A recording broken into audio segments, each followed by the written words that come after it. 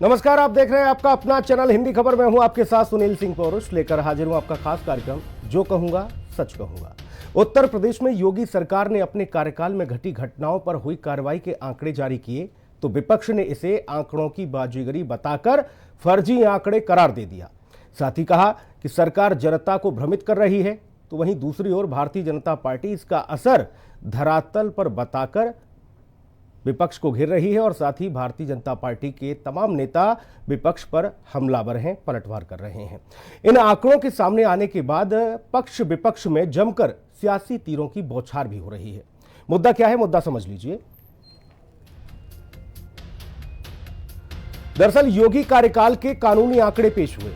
सरकार के आंकड़ों में क्राइम कंट्रोल दिखा, हर जाति वर्ग के अपराधियों पर कार्रवाई हुई। जाति वर्ग इसलिए कहा जा रहा है क्योंकि अपराधियों का जब एनकाउंटर हो रहा है या फिर उनकी गिरफ्तारियां हो रही हैं तो यह कहा जा रहा है कि भाई कुछ जाति विशेष के लोगों पर कार्रवाई हो रही है। इसलिए आज यह कहा जा रहा है कि हर जाति वर्ग के अपराधियों पर कार्रवाई हो रही है। अपराधी की कोई जात नहीं होती, ये आप जानते हैं। विपक्ष ने सरकार के आंकड़ों को फर्जी बताया, उधर योगी ने अपराधियों की कमर तोड़कर रख दी है, यह माना जा रहा है बीजेपी की ओर से। अब सवाल क्या है, सवाल भी समझ लीजिए। सवाल यह है कि धरातल पर उतरे योगी कार्यकाल के आंकड़े, जो आंकड़े बताए जा रहे हैं, वाकई में धरातल पर उतरे हैं या नहीं। आंकड़ों में सभी धर्म जाति के अपराधी शामिल हैं, यह भी पूछा जाएगा। और क्या सभी अपराधियों का पीडीए से कोई कनेक्शन है, और कनेक्शन है तो फिर यह बहुत बड़ा सवाल है। योगी के आंकड़ों ने विपक्षी दावों की क्या हवा निकाल दी है, और विपक्ष को सरकार के आंकड़ों में कोई झोल नजर आ रहा है, ये आंकड़े फर्जी क्यों नजर आ रहे हैं, यह भी पूछा जाएगा। ये तमाम सारे सवाल जिनके जवाब तलाशने की कोशिश होगी, लेकिन पहले रिपोर्ट देखिए।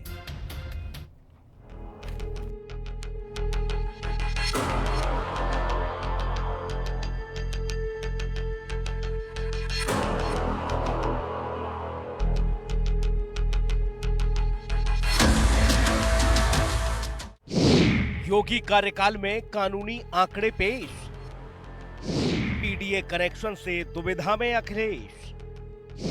योगी सरकार में क्राइम है कंट्रोल, विपक्ष को आंकड़ों में दिखा झोल। एडीजी एसटीएफ अमिताभ यश ने बताया कि मुख्यमंत्री योगी आदित्यनाथ की मंशा के अनुरूप प्रदेश में अपराध और अपराधियों पर नकेल कसने के लिए एसटीएफ की ओर से लगातार अभियान चलाया जा रहा है।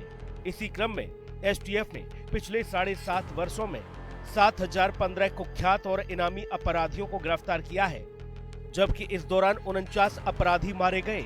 इन सभी पर 10,000 से लेकर 5 लाख रुपए तक का इनाम घोषित था। इसके अलावा जीरो टॉलरेंस नीति के तहत सजगता और सतर्कता के अनुरूप 559 से अधिक आपराधिक घटनाओं को घटित होने से पहले रोका गया। इसमें जनप्रतिनिधि, प्रतिष्ठित व्यक्ति, आम नागरिकों के अपहरण, लूट, हत्या जैसे अपराध की घटनाएं शामिल हैं। इसके साथ ही 3,970 संगठित अपराधियों को अरेस्ट भी किया गया। सरकार के इन आंकड़ों से विपक्षी आग बबूला हो गए, जबकि भाजपा इसे योगी सरकार की अपराध पर बड़ी उपलब्धि बता रही है। आदरणीय योगी जी की सरकार जब से 2017 में आई, लगातार आदरणीय योगी जी के नेतृत्व में पुलिस प्रशासन ने अपराध पे जीरो टॉलरेंस की नीति पे काम किया। विपक्ष सत्ता तक पहुंच नहीं पा रहा है, वो लाख झूठ और भ्रम फैलाने का प्रयास करता है, लेकिन बार बार जनता जनार्दन उसको जवाब देती है।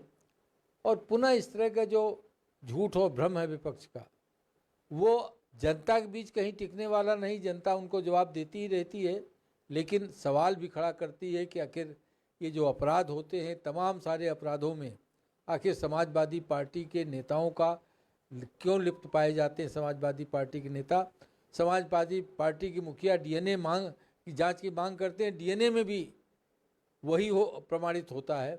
तो ये आज जनता जनार्दन के मन में विपक्ष को लेकर बड़ा सवाल है। आज मैं पूछना चाहती हूँ, उत्तर प्रदेश की महिलाएं जब घर से चेन पहनकर बाहर निकलती हैं तो उनकी चेन सुरक्षित है क्या? कौन लेगा उसकी गारंटी? ट्रेन में जब बुजुर्ग कोई बैठेगा या कोई महिला बैठेगी या कोई बच्चा बैठेगा तो उसके जीवन सुरक्षित है क्या? उत्तर प्रदेश की सरकार से मैं पूछना चाहती हूँ कि उत्तर प्रदेश में व्यापारियों को सुविधा के नाम पर तो कुछ नहीं दिया। जीएसटी की मार लगातार व्यापारी झेल रहा है, परंतु उसकी सुरक्षा की कोई गारंटी नहीं। कब उसे आकर लूट लिया जाएगा बंदूक की नोक पर, किसी को नहीं पता। और उत्तर प्रदेश में जाति और धर्म के आधार पर लोगों का इनकाउंटर भी किया जाता है, पर कहीं न कहीं अपराध कम होते दिखाई दे रहे हैं। उत्तर प्रदेश में मैं पूछना चाहती हूँ कि युवाओं का भविष्य क्या है? इतने इन्वेस्टमेंट के वादे किए गए, पर धरातल पर कोई इन्वेस्टमेंट, कोई प्रोग्राम नहीं दिखता, कोई भी कंपनी नहीं दिखती। यही है उत्तर प्रदेश का हाल। पूरा उत्तर प्रदेश है बेहाल और सरकार आपसी लड़ाई में पूरी तरह मस्त और व्यस्त और चुस्त और दुरुस्त है। देखिए, सच्चाई ये है कि इस समय उत्तर प्रदेश में भारतीय जनता पार्टी के डबल इंजन की सरकार में अपराधियों और माफियाओं के हौसले बुलंद है।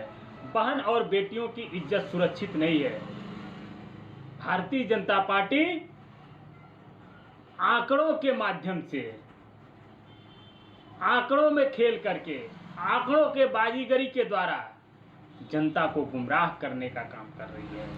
दरअसल 2017 के चुनाव में सत्ता पर काबिज हुई योगी सरकार ने अन्य चुनावों में भी जीत दर्ज कर ये साफ कर दिया था कि जनता योगी सरकार पर भरोसा करती है और सरकार ने उत्तर प्रदेश में विकास के साथ साथ सबसे बड़ी चुनौती कानून व्यवस्था पर ज्यादा फोकस करते हुए अपराध और अपराधियों का खात्मा भी किया है।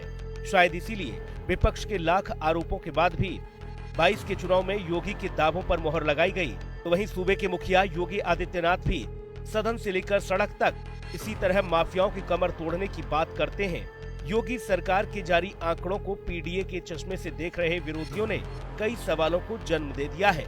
सवाल ये कि क्या आंकड़ों में सभी धर्म जाति से ताल्लुक रखने वाले अपराधी शामिल नहीं, और सबसे बड़ा सवाल ये कि क्या सभी अपराधी पीडीए से कनेक्शन रखते हैं?